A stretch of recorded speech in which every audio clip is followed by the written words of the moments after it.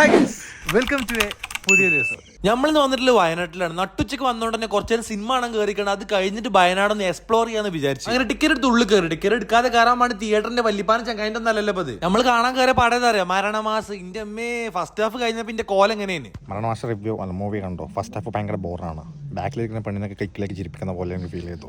നിങ്ങളോട് പറയാൻ നമുക്ക് ആർക്കും പടച്ച നിങ്ങളെ ഇഷ്ടമല്ല, നമ്മളെ ഇഷ്ടം, നമ്മളെ ഇഷ്ടമല്ല നിങ്ങളെ ഇഷ്ടം. സിനിമയും കുതിരയിലൊക്കെ ഒരു വാർത്തയെങ്കിൽ നിസ്കാരം നമ്മൾ മുടക്കാനേ പാടില്ല. എന്ത് നിസ്കാരം മുടക്കാനേ പാടില്ല.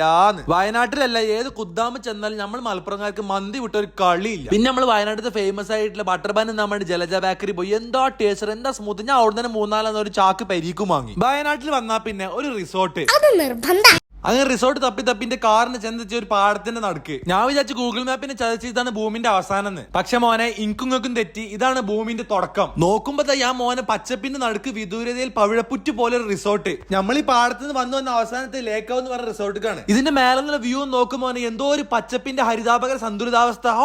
ഒന്നുകൂടെ മണ്ടി ചെന്ന് മേലെ കയറിയൊക്കെ എപ്പോഴോ 2 സെറ്റ് സ്ക്വയറിന്റെ വലുപ്പത്തിൽ, അതായത് ത്രികോണത്തിന്റെ വലുപ്പത്തിലും 2 പ്രൊട്രാക്ടറിന്റെ വലുപ്പത്തിലും, അതായത് റൗണ്ടിന്റെ വലുപ്പത്തിലുള്ള 4 പെരകള്. നിങ്ങളെ കുഞ്ഞു കുഞ്ഞു മക്കൾക്ക് ഊഞ്ഞാലടി കളിച്ചാൽ, ഞങ്ങളെ പോലത്തെ വലിയൊരു പോത്താക്ക് ഊഞ്ഞാലടി കളിച്ചാൽ എല്ലാ സെറ്റപ്പും ഇവിടെ ഉണ്ട്. ഇതൊക്കെ നോക്കിയാൽ അങ്ങനത്തെ കുഞ്ഞു കുഞ്ഞു വീട്ടിൽ കയറുമ്പോ തന്നെ വേറെ ഫീൽ, ഒരു ക്യൂട്ട് ഫീല്. ഇനി രാത്രിക്കത്തെ വ്യൂ നോക്കിയാൽ ആർക്കും ആരും ഒച്ചപ്പാടില്ല, ബഹളങ്ങളില്ല, ഫുൾ ശാന്തി സമാധാനം മാത്രം. ആ പാടത്തു നിന്നുള്ള തവളകളെ പാക്കറോ എന്നുള്ള ഒച്ചപ്പാട് മാത്രം. രാത്രി ലൈറ്റും കൂടി ഇട്ടപ്പോ ഈ വീടിന്റെ ഒക്കെ വ്യൂ നോക്കിയാൽ നല്ല രസമില്ലേ? ഉള്ളൊക്കെ കാണാൻ നല്ലൊരു ഒരു വൃത്തിയുള്ള കുഞ്ഞു ഫീൽ കിട്ടണില്ലേ? ഇനിയിപ്പോ ഉള്ളൊക്കെ നോക്കുകയാണെങ്കിലോ എന്തോ ഒരു ഭംഗിയിലടെ എല്ലാം പണിയിപ്പിച്ചേക്കണേ. ബെഡ്റൂമും ആംബിയൻസ് ഒക്കെ നോക്കിയാൽ കപ്പിളൊക്കെ വന്നാ സെറ്റ് ആയിരിക്കും. ഇനിയിപ്പോ നിങ്ങൾ കപ്പിളല്ല ഫാമിലി ആയിട്ടാണ് വരുന്നുണ്ടെങ്കിൽ കുട്ടികൾക്ക് എടുക്കാനുള്ള 2 ബെഡ് വരെ ഉണ്ട് ഇവിടെ. ഇനി വേറെ രസം കേൾക്കണം, ലേക്കാവ് എന്ന് പറഞ്ഞ റിസോർട്ടിന് ഉദ്ഘാടനം കഴിഞ്ഞിട്ട് കുറച്ച് ദിവസമായിട്ടുള്ളതാണ്. ടിവിന്റെ കവർ പോലും പറിച്ചിട്ടില്ല. അതുകൊണ്ട് ഫസ്റ്റ് ആയിട്ട് നിങ്ങൾക്ക് വേഗം മണ്ടി ചെല്ലം കിട്ടും. ഇതൊന്ന് നോക്കി മോനെ, ഏത് റിസോർട്ടിൽ അതിന്റെ ഉള്ളിൽ പൂൾ ഉണ്ടാവും, പക്ഷെ ലേക്കാവിൽ അതിന്റെ ഉള്ളിലാണ് പൂൾ വരുന്നത്. അതിന്റെ ഉള്ളിൽ കടന്ന് തിമർന്ന് മറിഞ്ഞ് കുളിച്ചാടാം. ഇനി ക്യാമ്പ് ഫയർ വേണോ,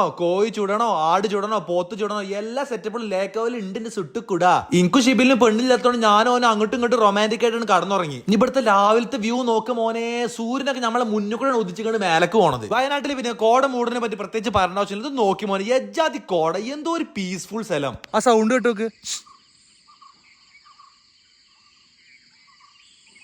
വേറൊരു വണ്ടിന്റെ ഹോണിന്റെ സൗണ്ട് ഒന്നുമില്ല, ഈ സൗണ്ട് മാത്രം. അപ്പൊ ലേക്കാവിന്റെ ലൊക്കേഷൻ വരുന്നത് വയനാട്ടിൽ കൽപ്പറ്റയിൽ പിണങ്ങോട് പറഞ്ഞ സ്ഥലത്താണ്. താഴെ കൊടുത്ത നമ്പറിൽ നിങ്ങൾ വിളിച്ചു കണ്ട് ബുക്ക് ചെയ്ത് നിങ്ങൾ ഫാമിലിയായിട്ട് അടിച്ചാണ് പൊളിച്ചാളി. റിസോർട്ടല്ല, നിങ്ങൾ vibe. So that's it for today. എന്താ ചെയ്യാ, എല്ലാവരും ദുആ ചെയ്യാ, ഫോളോ ചെയ്യാ.